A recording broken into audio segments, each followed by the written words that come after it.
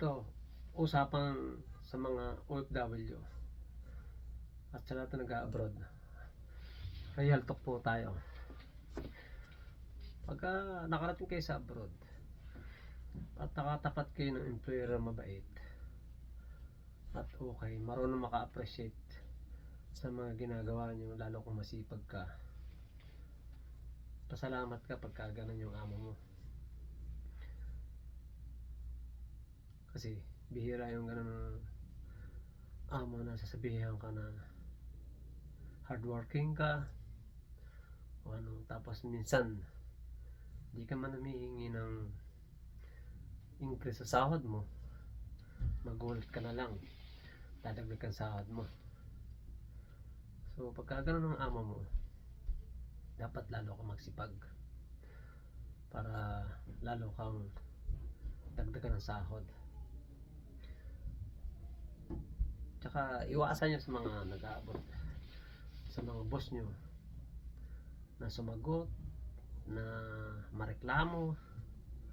Kailangan marunong din kayo makisama sa mga kasama nyo sa trabaho, maging humble kayo. Yun lang. At tsaka iwasan yung mga inggit, kasi sa trabaho kailangan marunong kang makisama. Basta gawin mo lang kung ano yung responsibilidad mo, ano yung talagang ginagawa mo araw-araw, yun lang. Tapos hindi ka nalilate, yun.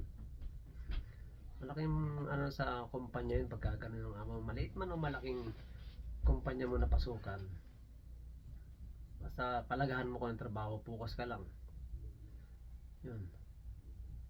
Basta huwag kang maghangad kung ano man na gusto mo agad bigla, agad taasan ka ng sahod o ma-promote.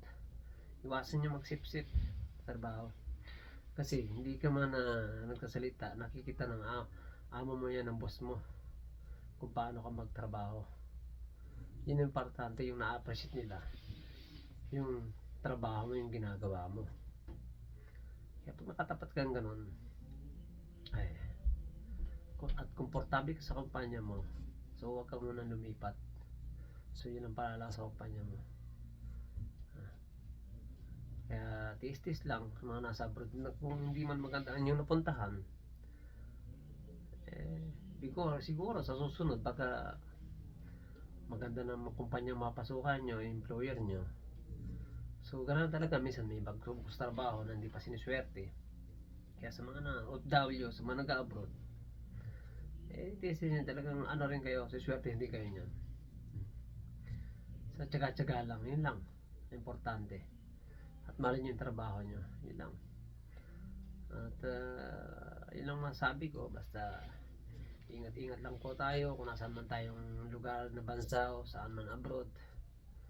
Kaya sa trabaho, basta importante, huwag lang tayong makalimutin na magpasalamat sa taas sa araw-araw na binibigay sa atin ng lakas at sa mga biyayang pinagkakaloob sa atin. Yun lang.